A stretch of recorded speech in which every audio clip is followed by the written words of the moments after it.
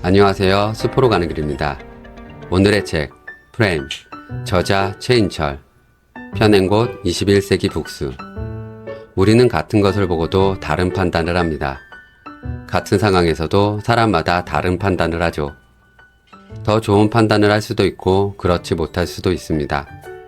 이런 차이가 발생하는 이유, 바로 우리가 세상을 바라보는 방식, 프레임 때문입니다. 저자는 프레임이 우리가 어떻게 세상을 해석하고 이 프레임을 바꿔 더 나은 삶을 살 수 있는지에 대한 놀라운 통찰을 보여줍니다. 이 책에서는 우리가 얼마나 고정된 시각 속에서 살아가는지, 그리고 작은 시각의 변화만으로도 인생이 얼마나 달라질 수 있는지를 다양한 사례와 연구를 통해 설명해 줍니다. 프레임이 말하는 핵심 내용과 우리가 생활에서 어떻게 적용할 수 있는지 보도록 하겠습니다. 여러분들도 이 책을 다 듣고 나시면 선택의 순간이 달리 보일 겁니다. 구독과 좋아요 부탁드리고요. 프레임 들어가겠습니다. 심리학에서 배운 인생의 지혜. 심리학은 우리의 마음이 얼마나 많은 착각과 오류, 오만과 편견, 실수와 오해로 가득 차 있는지를 적나라하게 보여주는 동시에 이런 허점들이 프레임이라고 하는 마음의 창에 의해서 생겨남을 증명하고 있다. 건물 어느 곳에 창을 내더라도 그 창만큼의 세상을 보게 되듯이 우리도 프레임이라는 마음의 창을 통해서 보게 되는 세상만을 볼 뿐이다. 우리는 세상을 있는 그대로 객관적으로 보고 있다고 생각하지만 사실은 프레임을 통해 채색되고 왜곡된 세상을 경험하고 있는 것이다. 프레임은 한마디로 세상을 바라보는 마음의 창이다. 어떤 문제를 바라보는 관점, 세상을 향한 마인드셋, 세상에 대한 은유, 사람들에 대한 고정관념 등이 모두 프레임의 범주에 포함되는 말이다.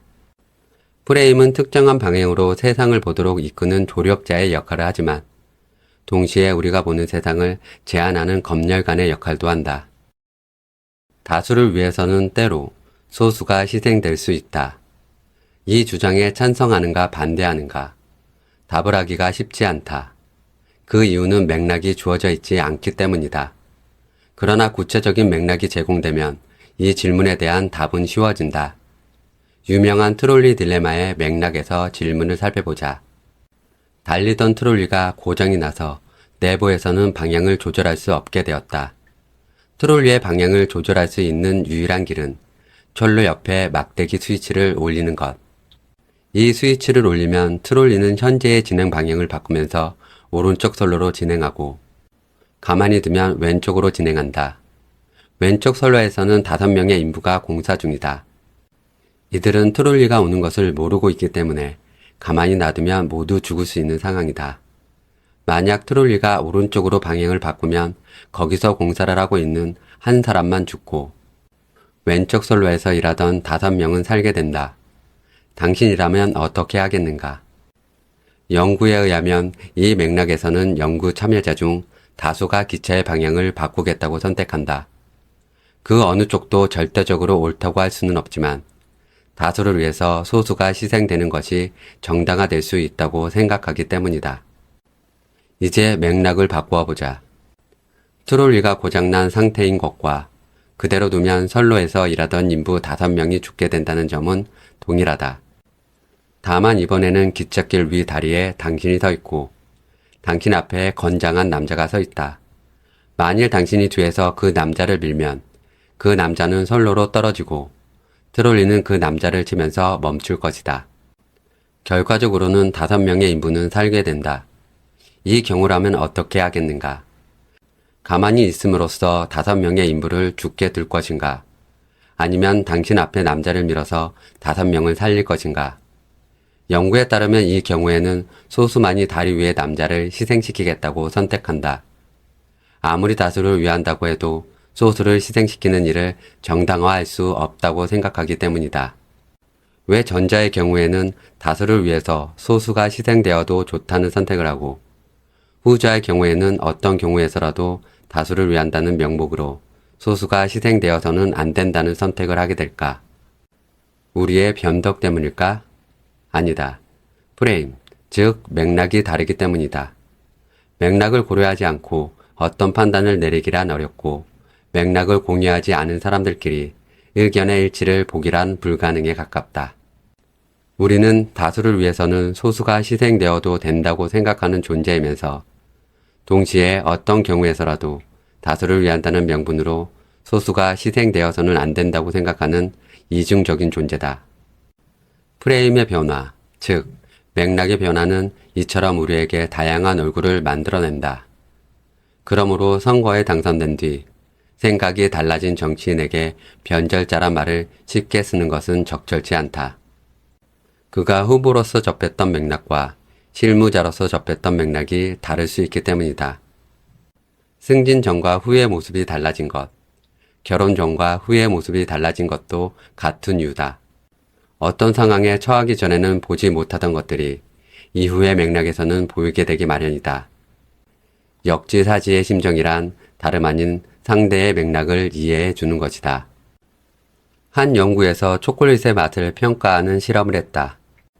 연구진은 참여자들에게 한 번에 초콜릿 하나씩을 주면서 자, 이번에 먹을 초콜릿입니다. 라고 말했다. 초콜릿을 먹은 다음에는 각 초콜릿의 맛을 평가하도록 했다. 참여자들은 자신이 총 몇 개의 초콜릿을 먹게 될지 모르고 있었다. 네 번째 초콜릿까지 먹고 평가를 마친 뒤 절반의 사람들에게 자, 이번에 먹을 초콜릿입니다. 라는 말과 함께 다시 초콜릿을 주었다. 반면 나머지 절반의 사람들에게는 자, 이게 마지막 초콜릿입니다. 라며 초콜릿을 제공해 주었다.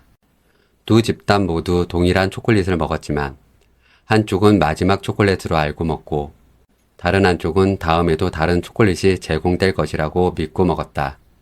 무슨 일이 벌어졌을까? 다섯 번째 초콜릿을 평가할 때 자, 이번에 먹을 초콜릿입니다.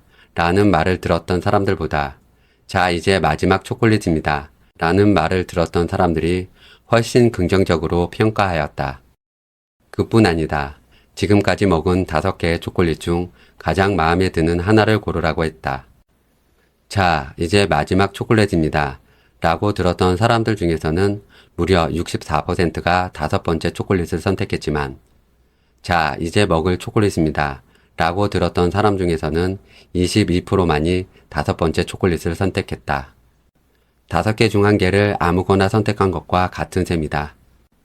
똑같은 초콜릿이지만 마지막 초콜릿이라고 정의하면 맛에 대한 주관적인 평가까지 바꿀 수 있음을 보여주는 사례다.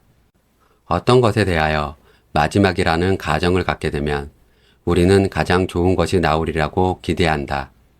실제로 가수 조용필은 전성기 시절에 여러 명이 출연하는 공연에서 항상 맨 마지막에 등장하곤 했다. 사장님도 늘 마지막에 한 말씀 하신다. 마지막에 대한 우리의 기대는 각별하다. 그래서 마지막이라고 정의를 내리면 그 프레임은 대상에 대한 우리의 기대와 평가를 극적으로 바꾸어 놓는다. 노인의 행복도가 젊은이의 행복도보다 결코 낮지 않은 이유도 관련이 있다. 노인들이란 시간이 얼마 남지 않았다라는 생각을 하면서 사는 존재들이다. 젊은이들은 그런 생각을 별로 하지 않는다. 시간이 얼마 남지 않았다는 프레임으로 세상을 살면 매 순간순간이 중요해진다. 미래를 위해서 현재를 희생하는 일이 어리석게 느껴진다. 여기 지금이라는 가르침은 청년들에게는 암기를 요하는 지식이지만 노인들에게는 자연스러운 삶의 호흡이다. 노인들은 자신의 기분을 나쁘게 만드는 사람들과는 굳이 어울리지 않으려고 한다. 미움받을 용기 따위는 애초에 필요하지 않다. 이 나이에 내가 뭐하러 라는 삶의 원칙이 생겨나기 때문에 자신의 행복을 최우선으로 하는 선택들을 하게 된다. 반면에 시간이 얼마 없다는 생각을 별로 하지 않는 젊은이들은 미래를 위해서 고통스러운 현재를 참으려고 하고 자신을 언짢게 하는 사람들도 견뎌내려고 한다. 노인의 행복도가 젊은이와 비교해서 결코 낮지 않은 이유는 바로 그들이 지니고 있는 시간에 대한 프레임이 그들의 행복을 극대화시켜주기 때문이다. 프레임 싸움은 단어 싸움이다. 민주주의에 반대하는 연설을 허용해야 한다고 생각하십니까? 민주주의에 반대하는 연설을 금지해야 한다고 생각하십니까? 위의 두 질문은 같은 것을 묻고 있다고 보인다. 둘 중 어떤 질문을 던졌을 때 민주주의에 반대하는 연설을 인정해야 한다는 의견이 많이 나올까? 연구에 따르면 답은 두 번째 질문이다. 금지는 매우 강한 단어다. 따라서 민주주의에 반대하는 연설을 금지해야 하는지 물으면 아무리 그래도 금지까지야 하면서 동의하지 않을 가능성이 높다. 같은 질문인 듯 보이지만 실상 다른 단어를 사용하여 다른 프레임을 유도한 결과다. 따라서 표현의 자유를 지지하는 의견을 이끌어내기 위해서는 전자보다는 후자처럼 질문하는 것이 유리하다. 미국 국방부의 원래 이름은 Department of War였지만 지금은 Department of Defense다. 이름을 바꾸기 전에는 우리는 전쟁을 일으키지 않고 평화적인 노력을 하는 부서이며 선제 공격을 하지 않고 공격받을 때 대응하는 이라고 아무리 설명을 해도 효과가 없었다. 그런데 방어하는 부서로 이름을 바꾸자 큰 노력이 없어도 이미지가 긍정적으로 바뀌었다. 요즘에는 빈곤 국가도 개발도상국이라는 단어로 대체되었다. 죽은 후에라야 수령받을 수 있는 보험이 사망보험에서 생명보험으로 바뀐 것도 같은 사례다. 정권이 바뀌면 단어부터 바뀐다. 참여, 혁신이라는 말은 행복, 창조라는 말로 대체되었다. 조만간에 이 용어들 역시 바뀌게 될 것이다. 단어를 바꾸지 않고서는 국가의 프레임을 바꾸기 어렵다는 것을 정치인들은 오랜 경험을 통해 터득했다. 얼핏 보면 말장난 같은 탁상 공론 같지만 프레임을 바꾸기 위한 노력의 일환으로 인정해줄 필요가 있다. 단어가 곧 프레임이기 때문이다. 프레임은 질문이다. 프레임이 질문이라는 점은 아무리 강조해도 지나치지 않다. 질문은 내용도 중요하지만 순서 역시 이해 못지않다. 다음에 소개할 연구는 원래는 조사 방법론에 관한 것이지만 프레임과 질문 사이의 깊은 관련성을 잘 보여준다. 연구자들은 행복에 미치는 데이트의 중요성을 알아보기 위하여 두 가지 질문을 미혼자들에게 던졌다. A 질문. 당신은 요즘 얼마나 행복하신가요? 당신은 지난달에 데이트를 몇 번 했나요? 분석 결과 데이트 횟수와 행복 사이에는 약 0.1 정도의 상관관계가 있는 것으로 밝혀졌다. 데이트의 빈도가 행복에 영향을 주기는 하지만 강한 영향력을 행사하지는 않는다고 볼 수 있는 결과다. 그런데 이 연구자들은 같은 질문을 또 다른 미혼 남녀에게 순서만 달리해서 물었다. B 질문. 당신은 지난달에 데이트를 몇 번 했나요? 당신은 요즘 얼마나 행복하신가요? 그랬더니 행복과 데이트 사이의 상관관계가 0.6으로 높게 나타났다. 이 정도의 상관관계라면 행복에 미치는 데이트의 힘은 크다고 할 수 있다. 질문을 A와 같은 순서로 던지면 행복과 데이터의 관계는 약한 것으로 결론 지어졌을 테고 만일 B의 순서라면 둘의 관계는 강한 것으로 결론 내려졌을 것이다. 이 연구는 여론조사에서는 질문의 내용뿐만 아니라 질문의 순서도 중요함을 보여준다. 내가 얼마나 행복한지를 판단하는 데 영향을 주는 요소는 돈, 건강, 가족, 일, 날씨 등등 매우 많다. 그러나 데이트를 몇 번 했는지를 묻고 나면 그 많은 요소들 중에서 데이트가 삶을 바라보는 주된 프레임으로 작동한다. 그 결과 데이트 횟수에 따라 자신의 행복을 평가하는 상황이 벌어진다. 이 연구는 중요한 사실 하나를 추가로 보여준다.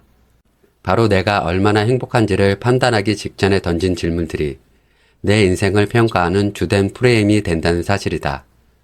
그렇다면 바로 직전에 던지는 질문들은 어떤 것일까? 당연히 평소에 자주 던지는 질문일 가능성이 높다. 평소 데이트에 관한 질문을 많이 한다면 어느 순간에든 그 사람이 던지는 질문을 조사해도 역시 데이트 관련 질문일 가능성이 높다. 돈에 관한 질문을 자주 던지는 사람이라면 그 사람이 어느 순간에 던지는 질문 역시 돈에 관한 것일 가능성이 높다. 따라서 평소에 자신이 자주 던지는 질문을 점검해야 한다. 자기 삶에 대한 평가가 시시하다면 내가 시시한 질문을 던지고 있기 때문일지도 모른다. 답이 안 나오는 인생을 살고 있다면 질문에 문제가 있을 가능성이 있다. 무언가 더 나은 답을 찾고 싶은 사람은 세상을 향해 던지고 있는 질문부터 점검해야 한다. 어떤 기도. 어느 날 세실과 모리스가 예배를 드리러 가는 중이었다. 모리스 자네는 기도 중 담배를 피워도 된다고 생각하나? 글쎄, 잘 모르겠는데 라프께 한번 여쭤보는 게 어떻겠나. 세실이 라프에게 가서 물었다. 선생님, 기도 중에 담배를 피워도 되나요? 정색을 하며 대답하기를, 형제여, 그건 절대 안 되네. 기도는 신과 나누는 엄숙한 대화인데 그럴 순 없지. 세실로부터 라프의 답을 들은 모리스가 말했다. 그건 자네가 질문을 잘못했기 때문이야. 내가 가서 다시 여쭤보겠네. 이번에는 모리스가 가서 라프에게 물었다. 선생님, 담배를 피우는 중에는 기도를 하면 안 되나요? 얼굴에 온화한 미소를 지으며, 형제여, 기도에는 때와 장소가 필요 없다네. 담배를 피우는 중에도 기도는 얼마든지 할 수 있지. 미국에서 널리 회자되는 유머 중 하나다. 위의 경우처럼 동일한 행동도 어떻게 프레임하느냐에 따라 우리가 삶에서 얻어내는 결과물이 결정적으로 달라진다. 지혜로운 사람이 되기 위해서 프레임을 알아야 하는 이유가 바로 여기에 있다. 이제 프레임이 우리의 삶의 결과물들을 어떻게 극적으로 바꿔 놓을 수 있는지 살펴보도록 하자. 행복과 불행, 삶과 죽음, 성공과 실패, 심지어는 비만의 문제에 이르기까지 프레임이 놀라운 영향력을 행사하고 있음을 실감할 것이다. 지혜의 핵심은 올바른 질문을 할 줄 아는 것이다. 존 사이먼. 순서의 힘. 솔로몬 애쉬라는 사회심리학자가 1946년에 수행한 실험은 실험적 속성이 얼마나 애매한지를 잘 보여준다. 이 실험에서 애쉬는 실험 참여자들에게 어떤 사람에 대한 여러 가지 정보를 준 뒤 그 사람이 어떤 사람인지 짐작해 보도록 했다. A 조건의 실험 참여자들에게 제시된 정보의 순서는 다음과 같다. A 조건. 지적이다. 부지런하다. 충동적이다. 비판적이다. 고집이 세다. 질투심이 강하다. B 조건의 실험 참여자들에게도 동일한 내용의 정보를 주었지만 제시된 순서가 정반대였다. B 조건. 질투심이 강하다. 고집이 세다. 비판적이다. 충동적이다. 부지런하다. 직적이다. 우리가 경험하는 정보가 알약과 같다고 가정해보자. 의사가 총 6개의 알약을 처방해 주었는데 이때 아주 특별한 경우가 아니라면 붉은 알약을 먼저 복용하든 푸른 알약을 먼저 복용하든 크게 문제가 되지는 않는다. 만일 애쉬의 실험에서 제시된 6개의 정보가 알약과 같다고 한다면 두 조건의 참여자들은 그 사람에 대해 동일한 인상을 형성했어야 할 것이다. 그러나 심리적 속성에 대한 정보는 알약과는 다르다. 자료를 분석한 결과 A 조건에서 형성된 인상이 B 조건에서 형성된 인상보다 훨씬 더 호의적이었다. 독자들도 직접 이 두 조건을 경험해보라. 한 특성이 어느 특성 뒤에 혹은 앞에 제시되었는지에 따라 해석이 판이하게 달라짐을 알 수 있을 것이다. 예를 들어 지적이다 라는 특성은 A 조건에서는 조금은 충동적이고 고집이 세지만 천재들이 다 그렇지 않은가 라는 전형적인 천재형 이미지로 해석되지만 B 조건에서는 교만하고 차가운 이미지로 해석된다. 고집이 세다의 의미는 또 어떤가? 그것이 지적이다 다음에 올 경우 진념이 강하고 결심이 확고한 이미지를 주지만 질투심이 강하다 다음에 오면 폐쇄적이고 옹졸한 이미지를 주지 않는가? 시간상으로 앞서 제시된 정보들이 뒤에 따라오는 정보를 해석하는데 영향을 주는 프레임의 역할을 했기 때문이다. 어떤 사람에 대한 인상 역시 아주 애매한 부분이 있어서 사용하는 프레임에 따라 동일한 사람을 놓고 천재성을 갖춘 사람으로도 볼 수 있고 옹졸한 사람으로도 볼 수 있는 것이다. 동메달이 은메달보다 행복한 이유. 미국 코넬대 심리학자 연구팀은 1992년 하계올림픽을 중계한 MBC의 올림픽 중계 자료를 면밀히 분석했다. 메달 리스트들이 게임 종료 순간에 어떤 표정을 짓는지 감정을 분석하는 연구였다.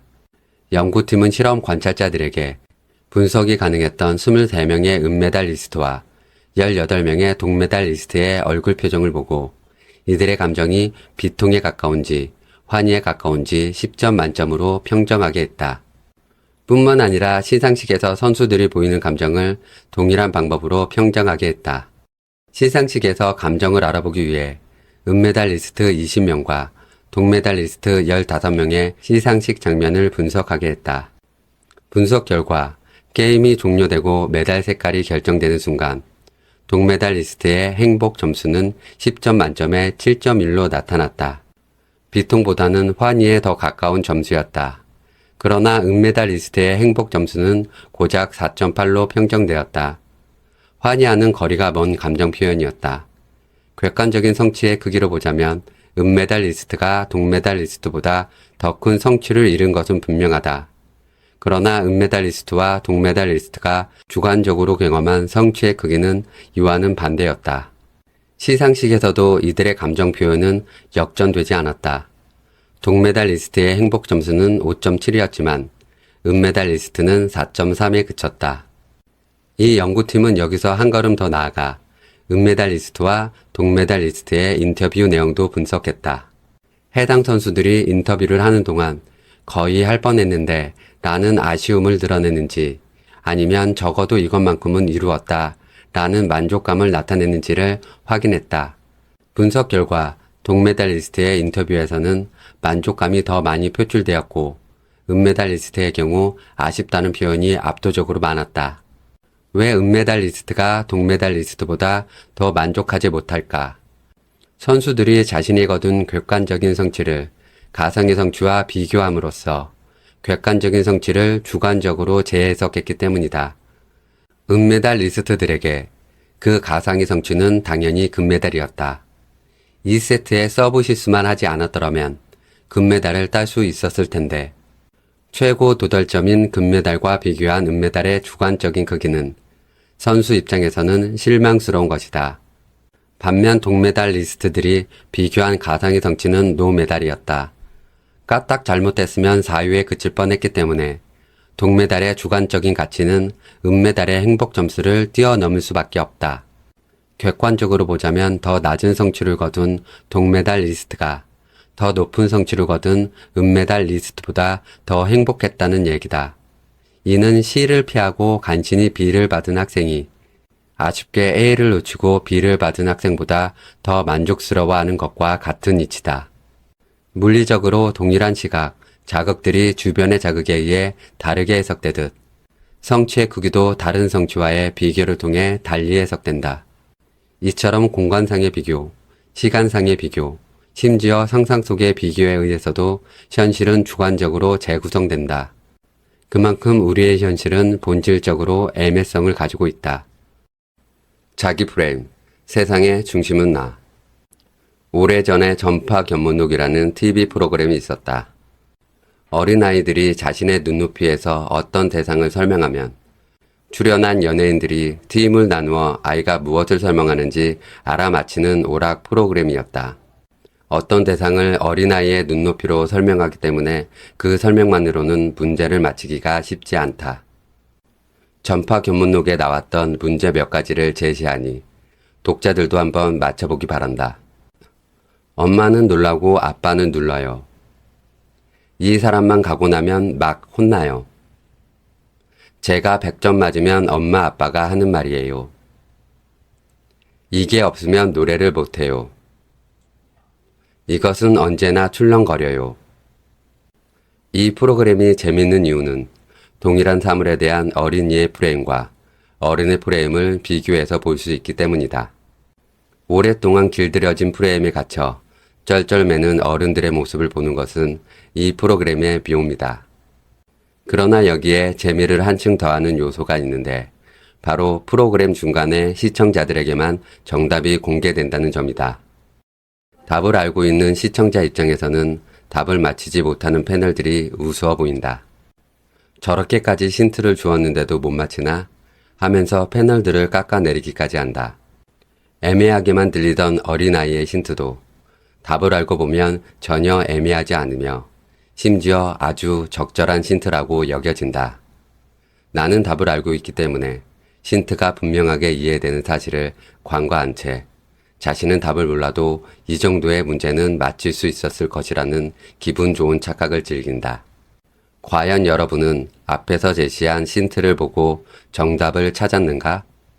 몇 개나 맞췄는지 살펴보자. 엄마는 놀라고 아빠는 눌러요. 바퀴벌레. 이 사람만 가고 나면 막 혼나요. 손님. 제가 100점 맞으면 엄마 아빠가 하는 말이에요. 진짜야? 이게 없으면 노래를 못해요. 시작. 이것은 언제나 출렁거려요. 아빠의 뱃살. 답을 알고 힌트를 보니 힌트들이 정말로 적절하지 않은가? 자기라는 프레임에 갇혀 우리는 우리의 의사 전달이 항상 정확하고 객관적이라고 믿는다. 그러나 우리가 전달한 말과 메모, 문자 메시지와 이메일은 우리 자신의 프레임 속에서만 자명할 뿐, 다른 사람의 프레임에서 보자면 애매하기 일수다. 이러한 의사불통으로 인해 생겨나는 오해와 갈등에 대해 사람들은 서로 상대방의 무감각과 무능력, 배려 없음을 탓한다. 부모님들은 자녀에게 선행학습을 시킨다는 면목으로 어린아이가 알기엔 벅차고 어려운 내용을 가르치면서 왜 이렇게 간단한 것도 모르냐고 구박하기 일수다. 그 개념들이 어른들에게나 간단하다는 사실을 망각하고 말이다. 남녀 관계에서도 예외는 아니다. 몇 시간째 토라져 있는 여자친구에게 위로는커녕 장난친 것 가지고 왜 그리 속 좁게 구냐며 되려 화를 내는 남자친구는 자신의 행동이 자기 자신에게만 장난으로 해석된다는 점을 모른다. 우리는 개떡같이 말해도 찰떡같이 알아들어야지 라며 상대방을 추궁하지만 실상 개떡같이 말하면 개떡같이 들릴 수밖에 없다. 너는 나를 모르지만 나는 너를 알고 있다. 자기 프레임을 과도하게 쓰다 보면 나는 너를 알지만 너는 나를 모른다는 착각을 하게 된다. 자신은 결코 치우침 없이 객관적으로 다른 사람을 바라보지만 다른 사람들은 자신을 있는 그대로 보지 않고 끊임없이 오해한다고 생각한다. 나는 타인에 의해 끊임없이 오해받고 왜곡당하지만 나는 너를 잘 알고 있다고 믿는다. 이런 오해는 집단 수준까지 확대된다. 우리 집단, 우리 민족은 다른 집단이나 다른 민족에 의해 왜곡되어 그려지고 있지만 우리는 그들을 제대로 알고 있다고 믿는 착각을 불러일으킨다. 일본 사람들은 우리 민족을 잘 몰라. 도대체 브리지바로도가 우리 문화를 얼마나 안다고 우리를 야만인으로 규정하는가 라고 분개하지만 우리가 다른 문화를 얼마나 오해하고 있는지에 대해서는 무감각하다. 나는 너를 잘 알지만 너는 나를 잘 모른다라는 생각의 뿌리를 좀 더 깊게 파헤쳐 보기 위해 우리 연구팀은 다음과 같은 연구를 수행했다. 이 연구에 참여한 사람들에게 2가지 질문을 던졌다. 첫 번째 질문은 처음 만나는 사람과 10번을 만날 기회가 주어졌을 때 몇 번 정도 만나면 그 상대를 정확하게 파악할 수 있다고 생각하는지를 물었다. 반대로 그 상대방이 자신을 정확하게 이해하기 위해서는 자신과 몇 번이나 만나야 한다고 생각하는지도 물었다. 2 사람 모두 초면이었기 때문에 서로에 대한 사전 지식이 없었기는 마찬가지였다. 응답을 분석한 결과 사람들은 상대방이 자신을 이해하는 데 필요한 시간보다 자신이 상대방을 이해하는 데 필요한 시간을 적게 보았다. 다시 말해 나의 입장에서 타인은 짧은 시간에도 파악할 수 있는 단순한 존재이지만 나 자신은 그 누구에 의해서도 쉽게 파악할 수 없는, 그래서 오랜 시간을 들여야 제대로 이해할 수 있는 복잡한 존재로 보고 있다는 얘기다. 나는 한눈에 척 보면 너를 알지만 너는 척 봐서는 나를 모른다는 생각이 깊게 깔려 있는 것이다. 어떤 사람이 단 5분 만에 당신이 어떤 사람이라고 단정한다면 무척 화가 날 것이다. 그런데도 당신은 5분이면 충분히 다른 사람을 판단할 수 있다고 자신한다. 사람들은 다른 사람의 내면이 겉으로 드러난다고 믿기 때문에 겉으로 보는 특정적인 몇몇 행동을 보면 그 사람을 이해할 수 있다고 생각한다. 걷는 모습, 머리 스타일, 옷 입는 스타일, 목소리 크기, 글씨체, 좋아하는 색깔, 자주 듣는 음악, 이런 단서들이면 충분히 그 사람이 어떤 사람인지를 파악할 수 있다고 믿는다. 글씨를 조그맣게 쓰는 사람은 성격도 소심할 거라고 지레짐작한다든지, 발라드를 좋아하는 사람은 창의성이 없다고 믿는다든지, 심지어 라면을 먹을 때 면을 먼저 먹는지, 국물을 먼저 먹는지를 보면 그 사람의 성격을 알 수 있다는 등의 황당한 주장도 나온다. 만약 애인이 넌 혈액형이 B형이라서 내 결혼 상대로는 적합하지 않아 라고 말한다면 어떨까?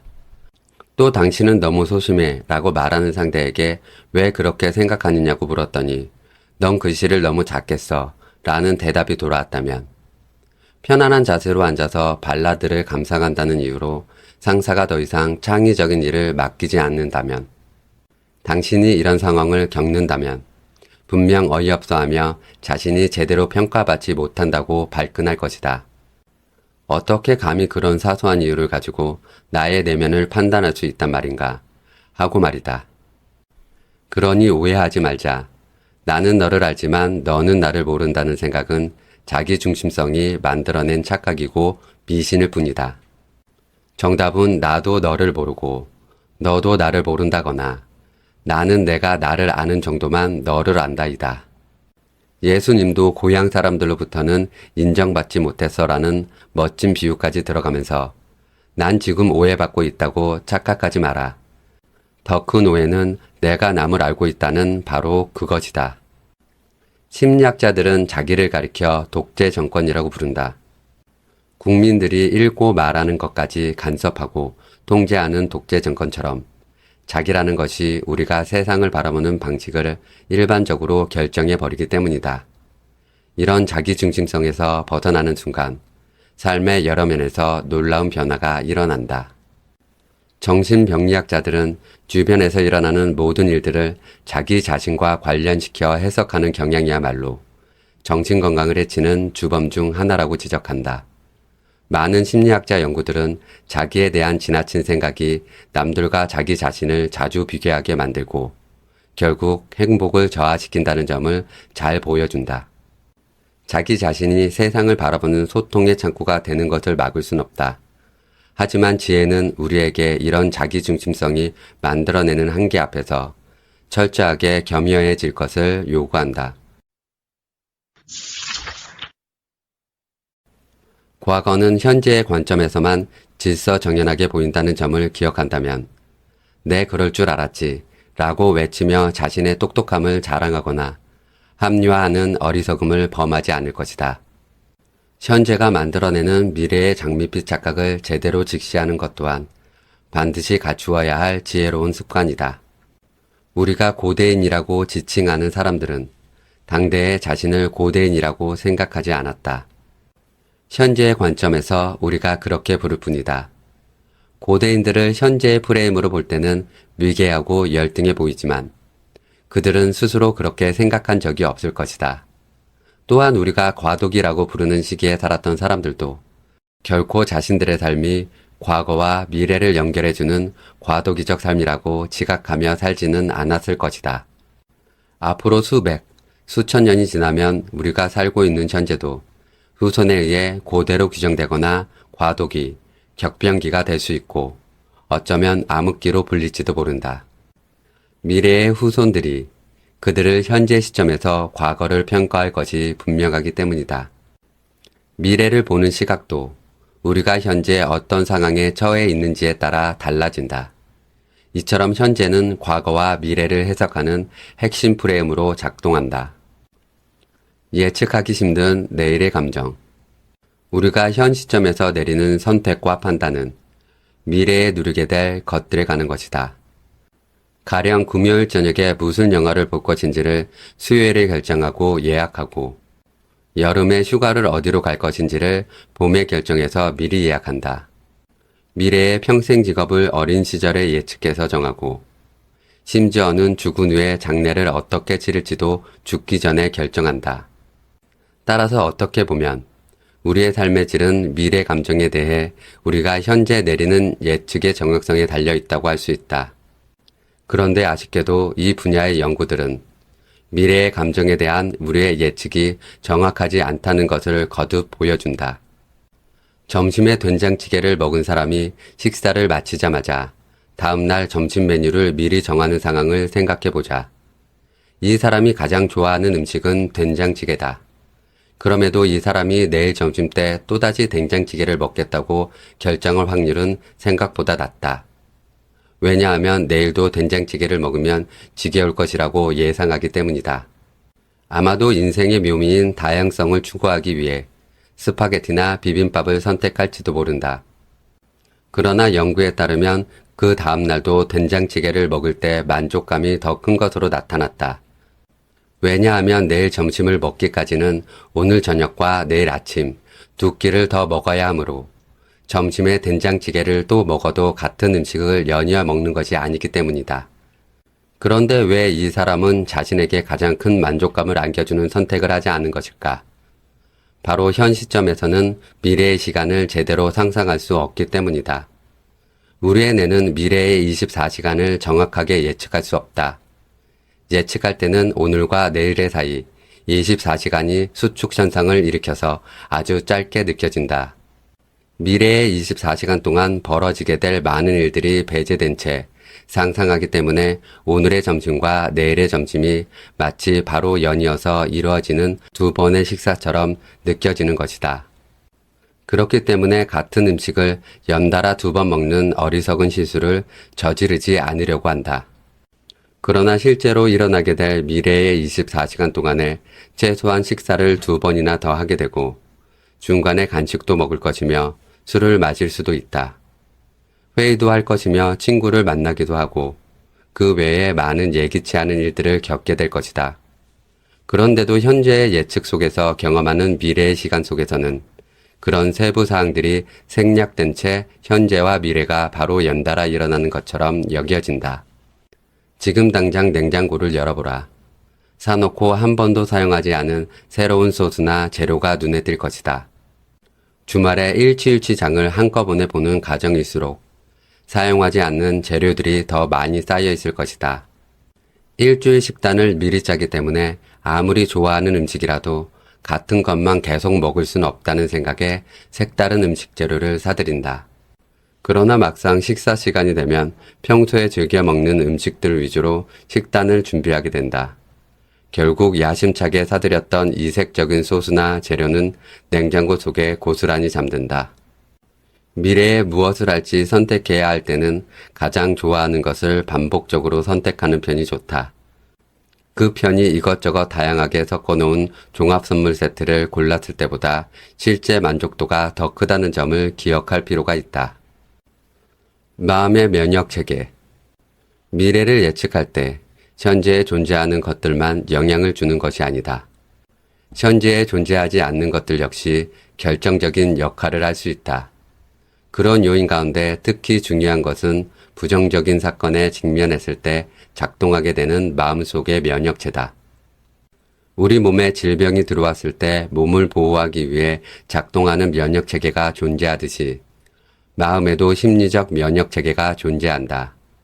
실제로 극심한 스트레스 상황에 처하게 되면 심리 면역체계는 분주히 움직여서 우리가 기대하는 이상으로 스스로 그 상황을 극복할 힘을 준다. 그러나 스트레스 상황에 처하지 않은 현 시점에서 미래의 스트레스 상황을 상상만 할 때는 그런 면역체계가 작동할 것이라는 사실을 미처 고려하지 못한다. 그래서 우리는 부정적인 사건의 충격을 과대하게 예측한다. 정서 예측이라는 개념으로 연구되고 있는 이 분야의 대표적인 과학자는 하버드 대학교의 데니얼 길버트와 버지니아 대학교의 팀 윌슨 교수다. 이들 연구자들은 실험 참여자들에게 현재 사귀고 있는 연인과 헤어진다면 자신의 삶이 얼마나 오랫동안 비참할 것인지 예측하도록 했다. 또한 실제로 실현한 사람들을 대상으로 하여 자신들이 현재 얼마나 비참한지, 얼마나 행복한지를 보고하게 했다. 그 결과 헤어지는 것을 상상했던 사람들은 자신의 삶이 오랫동안 비참할 것이라고 예상했지만 실제로 실현을 경험한 사람들은 상상만 했던 사람들의 예측보다는 훨씬 더 빨리 행복을 되찾은 것으로 나타났다. 왜 그럴까? 일단 실현을 직접 경험하게 되면 우리의 마음 면역체계가 눈부신 활동을 시작한다. 떠난 사람에 대한 비난에서부터 그 사람은 처음부터 연분이 아니었다는 자기 위로, 더 좋은 사람을 만나기 위한 가정이라는 등의 해석까지 생겨나기 시작한다. 그뿐인가? 실연의 상처를 치유하기 위해 종교를 찾기도 하고, 새로운 취미 활동을 시작하기도 하고, 머리 모양을 바꾸기도 한다. 심리 면역 체계의 이러한 탁월한 활동으로 인해 우리는 실연이라는 역경으로부터 예상외로 빨리 벗어나게 된다. 하지만 현재 시점에서는 이러한 면역 체계의 존재와 그 활동을 고려하지 못하기 때문에 연인과 헤어지면 자신이 오랫동안 괴로워할 것이라고 과대 예측하게 되는 것이다. 라이벌 대학과의 경기에서 패한다면, 지지하는 후보가 선거에서 떨어진다면, 승진 심사에서 떨어진다면 당연히 낙담하게 된다. 그러나 놀랍게도 대부분의 경우 생각보다 빨리 극복한다. 헤어스타일을 과감하게 바꾸려고 결심하다가도 실행에 옮기지 못하는 사람들은 헤어스타일을 바꾸었을 때 자신에게 쏟아질지도 모른다는 시선에 부담감을 느끼고 지레 두려워한다. 그래서 해보지도 않고 포기한다. 그러나 실제로는 어떤가? 긴 머리를 싹둑 잘랐을 때 처음 얼마 동안은 남의 시선에 신경을 곤두세우다가도 며칠 지나면 변화된 모습에 잘 적응하지 않았던가? 짝사랑하는 사람에게 고백하려다가 포기하는 사람들은 혹은 상대가 거절할 경우 무안당할까봐 두려워한다. 그러나 어떤가? 거절당한 후에 그래도 고백하기를 잘했어. 생각보다는 내 이상형과 거리가 멀어. 하면서 잘 극복하지 않던가? 시간이 지나고 나면 웬만한 것들은 다 사소해 보이는 법이다. 이름 프레임. 지혜로운 소비의 회방꾼. 프레임을 좌우하는 것들 중 하나가 바로 이름이다. 여러 영역 중에서 이름의 영향을 가장 심각하게 받는 영역은 바로 돈이다.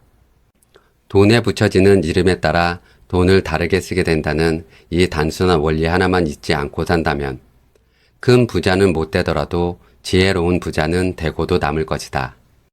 사람들은 돈의 출처에 따라 돈에다 갖가지 이름을 붙이고는 마치 서로 다른 돈인 양 차별해서 쓰는 습관이 있다. 특히 공돈이라는 이름이 붙게 되면 그 돈은 어차피 없었던 돈이라는 프레임이 작용해서 결국 돈을 쉽게 써버리고 만다. 공돈 못지않게 지혜롭지 않은 이름이 푼돈이다. 액수가 적은 돈에 습관적으로 푼돈이라는 이름이 붙는데 그 이름이 붙는 순간 그 돈은 쉽게 소비될 운명에 처하게 된다. 푼돈이라는 이름이 절대적으로 적은 액수의 돈에만 적용되는 것은 아니다. 푼돈으로 여겨지는 100원도 상황에 따라서는 귀한 돈이 되기도 한다. 카너먼 교수와 그의 동료인 아모스 트버스키 교수가 1981년에 발표한 연구가 이러한 점을 잘 보여준다. 그 실험에서 쓰였던 질문과 유사하게 질문을 조금 각색해서 제시하니 독자들도 한번 답해보기 바란다. 상황 A. 당신이 TV를 사기 위해 가전 매장에 들렸다. 마음에 드는 제품이 있었는데 가격이 100만 원이었다. 생각보다 비싸서 고민하고 있는데 매장 직원이 말하기를 1시간 거리에 있는 다른 매장에서 특별 세일을 하고 있는데 그곳에 가면 같은 물건을 3만 원 더 싸게 살 수 있다고 한다. 당신이라면 1시간 운전을 해서 3만 원 더 싼 TV를 사러 갈 것인가? 상황 B.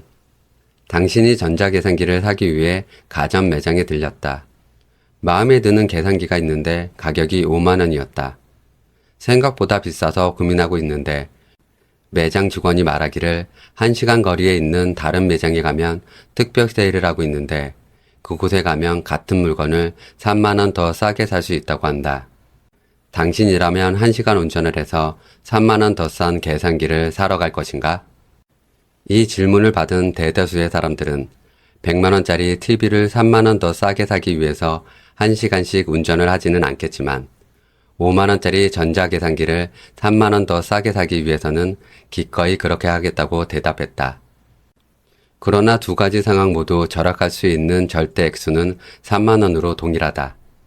당신이 정말로 경제적으로 합리적인 사람이라면 두 경우 모두 더 싼 매장으로 가거나 두 경우 모두 싼 매장으로 가지 않는 일관된 반응을 보여야 한다. 계산기를 살 때 절약하는 3만원은 귀한 돈이고 TV를 살 때 절약하는 3만원은 이보다 덜 귀한 푼돈이라는 법칙은 경제학 교과서 어디에도 없다. 진정으로 지혜로운 부자들은 돈의 절대 액수를 중요시하기 때문에 상대적 비교에 따른 푼돈이란 이름을 거부한다. 그래서 그들은 수백억을 가지고도 100원짜리 하나도 소중히 여기지만 상대적 가치 프레임에 빠져있는 사람들은 콩나물 값을 깎을 때는 100원을 귀하게 여기다가도 10만원짜리 물건을 살 때는 100원을 하찮게 여겨 깎으려고도 하지 않고 혹시나 100원을 깎아준다고 하면 오히려 기분 나빠한다. 경제적 합리성의 기본은 돈의 이름을 붙이지 않는 데서 출발한다. 공돈이라는 이름은 없다는 것을 기억하라. 어차피 없는 돈 혹은 어차피 쓰려고 했던 돈이라는 이름은 없다. 이 돈 있어도 살고 없어도 산다는 표현도 쓰지 않는 것이 좋다. 이것만 충실히 지켜도 경제적으로 지혜로운 사람이 될 수 있다. 네, 여기까지 읽어봤고요. 이 책을 통해 저는 단순한 사실도 어떻게 바라보느냐에 따라 완전히 다르게 해석될 수 있다는 것을 알게 되었습니다. 결국 우리가 어떤 프레임을 가지냐에 따라 우리의 행복, 선택, 그리고 인생의 방향까지 결정한다는 거죠. 책에서는 더욱 많은 연구와 일상적인 예시들이 많이 나오니 내용이 부족하다고 생각이 되시면 책을 구매해서 읽어보시면 좋을 것 같습니다. 좋아요, 구독 부탁드리고요. 우리는 같은 상황에서도 어떤 시각으로 보느냐에 따라 행복할 수도 불행할 수도 있습니다.